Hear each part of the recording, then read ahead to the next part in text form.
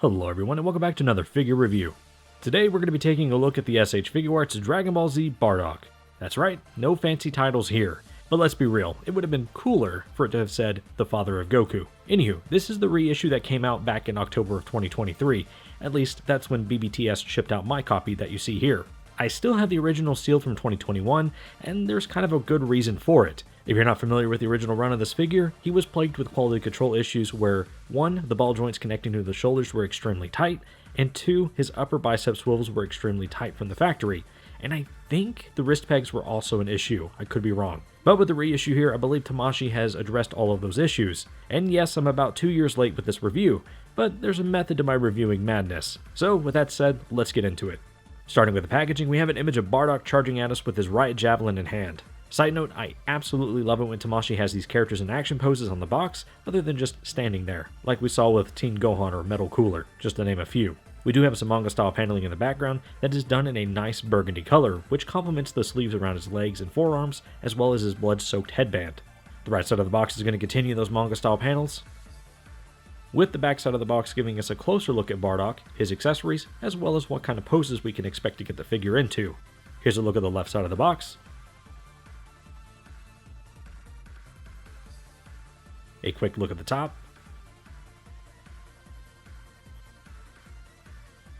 And bottom to round off the packaging. For the paint detail on Bardock here, I think it's solid all things considered, especially when everything about the figure was new for its time. Sure, conceptually he borrows a lot of design choices from something like the 2.0 Battle Armor Vegeta, but in many ways, Bardock here is an improvement on that design, and that is something we will definitely get into more with the articulation, but let's focus on the detail first. The battle armor is going to be done in a gloss black finish with an olive green color for the straps, midsection, thigh pads, and toe boxes for the boots. Originally when this figure came out, a lot of folks were not happy with the choice in green Tamashii went with. As in the Father of Goku special and various video game appearances, it's more of a forest green.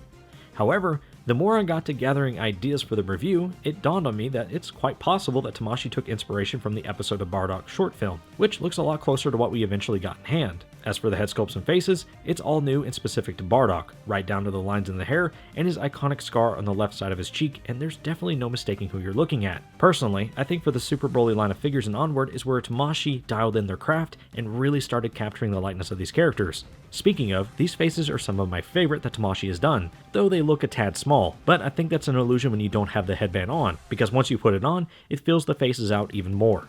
Now, I mentioned quality control earlier in the video, and that all seems to have been fixed with this reissue, which I'll talk more about in the articulation section. But with that said, there still is one QC issue to be aware of, and that's his glossy knee joints. They suffer from the same issue as Final Battle Jiren, which is a bit of a bummer. And for whatever reason, my left leg doesn't go back all the way to a straight up and down position. It's kind of bent when you compare it to the right leg. As for the accessories, Bardock is going to be kind of limited. Right out of the box, he's going to come with 3 extra faceplates for a total of 4, 3 extra sets of hands for a total of 3, plus an additional right hand for the riot javelin effect piece to bring our total up to 7 hands, an extra bang piece used for the interchangeable ear, and his riot javelin. Not the greatest spread, but it'll work I guess. So for the faces we get, a stern face, a smirking face, a teeth-gritting face, and a shouting face. Again, we do get the interchangeable bang piece and ear to give us a little more variety when displaying the figure. Both bang pieces will work for the ear, but do be mindful when changing out the ear and scouter, as it is pretty easy to lose either one if you're not careful.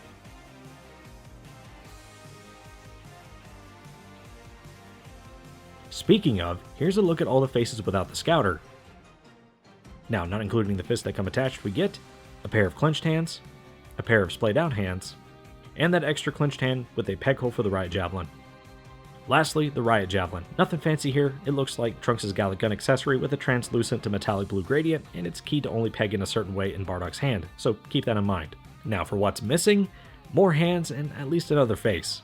For an original price of 56 USD, I think what we get is fair given that this was a new sculpt back in 2021, but he could stand for a little more. And speaking of a little more, there is some third-party support out there for this figure. You can find a set of Demon Aquafit Super Saiyan head sculpts to add a little more flair to him, which don't look half bad, or you can pick up these DKO and Recustom Lost Heroic Soul collab sets, which is exactly why I'm doing a review of Bardock right now. So, if what I said about Bardock rang true for y'all, this is going to scratch that itch for sure. Both of these sets are going to come with their own assortment of goodies, with the base form head sculpt set coming with 7 additional faces, 2 head sculpts, 1 for the bandana and 1 without, 4 bang pieces, 2 for each head sculpt, 1 with the scouter, 1 without, and 3 extra left hands with various bandanas clinched within. The Super Saiyan head sculpt is almost the same, minus the scouter and 1 extra faceplate.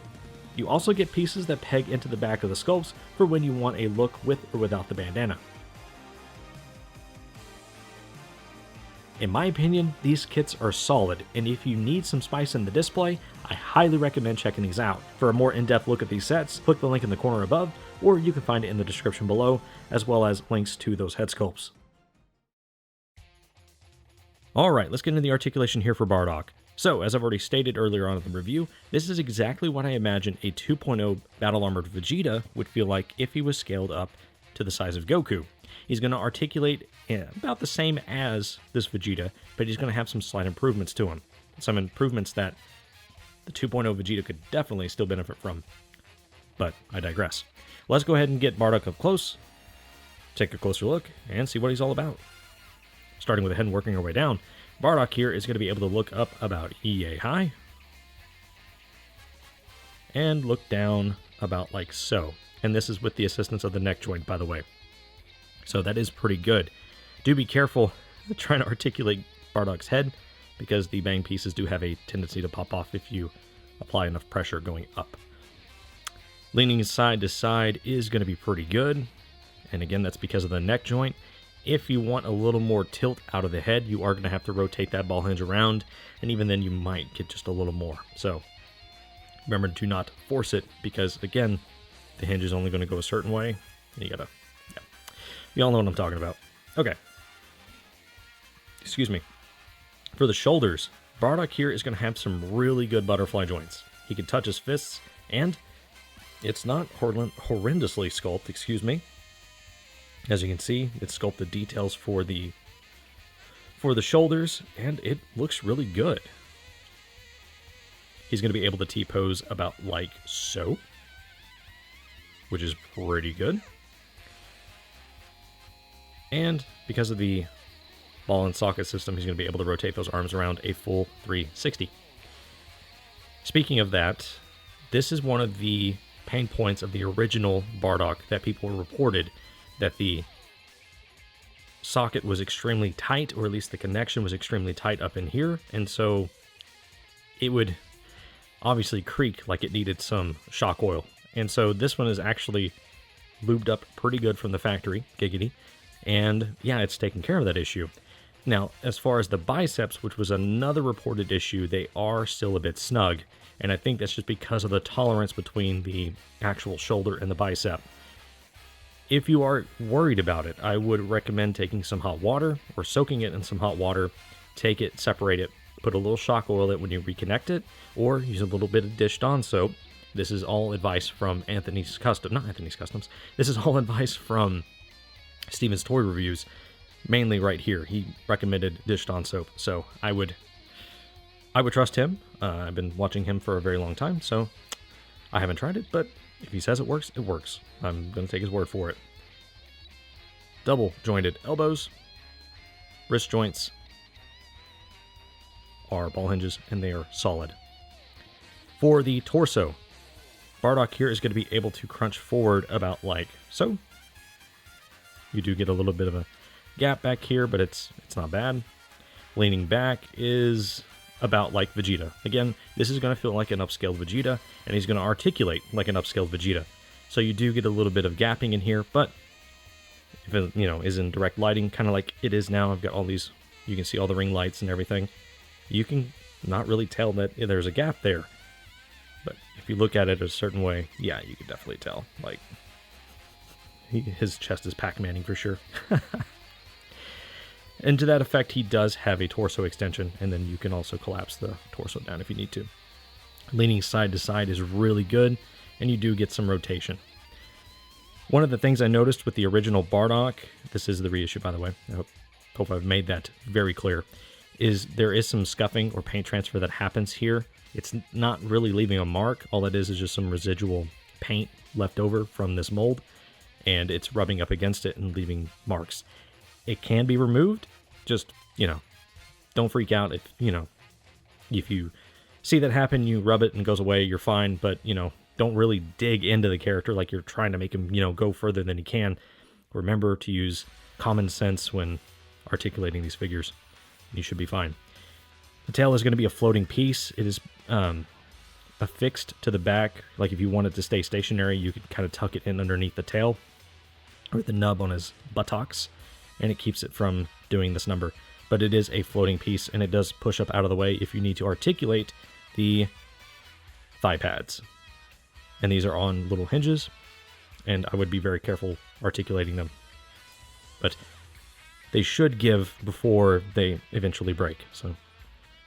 But yeah, if you want to keep the tail from moving, just tuck it back underneath it, and then it is now solid again. So, for the waist, let's skip this section. He can do this number, and when you do this, obviously, yeah, you're gonna lose your connection. But if you pop the tail up, you get a lot more range. So just be aware of that. Pushing these up, you can get about 90 degrees out of the kick and 90 degrees back. So a perfect 180 degree forward and back split. As far as the actual splits go, that is going to look like this. Greater than 45 degrees, but not quite 180 across the board. Or, yeah, 90 either way. You do have an upper thigh swivel, double jointed knees that are lubed up from the factory as well. You can kind of see some oil. This is not because of oil, this is just because it's a different type of ABS plastic that they use for the joint for whatever reason. And you do have some dumbbell style ankle rockers that work a lot better than Vegeta, and I think that's just because Bardock here is scaled up a little bit higher, or is scaled up a little bit bigger than Vegeta, and that's why. And then the toe hinge effectively breaks Bardock's foot. So, overall, Bardock here is going to do everything you expect out of a 2.0 Vegeta, but he improves on quite a few things that, that same Vegeta lacks in. And as I stated, I'm hoping that, one day whenever Tamashii decides to give us a battle-armored Goku, they look no further than, his dad, and give him a much-needed and much-requested update, or at least a variant of Goku, besides just that orange gi that we're all familiar with. Vegeta doesn't want to stand, so I'm going to just kind of hold him here. But yeah, I think kicking forward and back is a lot better than this Vegeta here. The torso and everything else, that's very, very Vegeta-esque. And I think the articulation in the arms for the butterfly joints is a lot better. We'll actually kind of, it's a lot better, as you saw. So yeah, let's go ahead and get on to the comparisons, and then we'll wrap up the video. For the comparisons, here's Bardock next to his great-granddaughter, Pan, his grandson, Super Saiyan Gohan,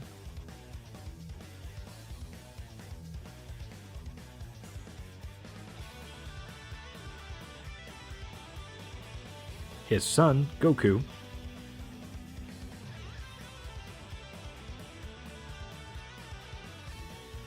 his other son, Raditz,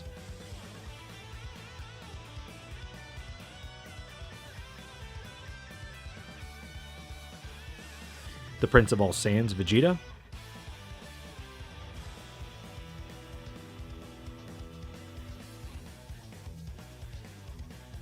and fourth form Frieza.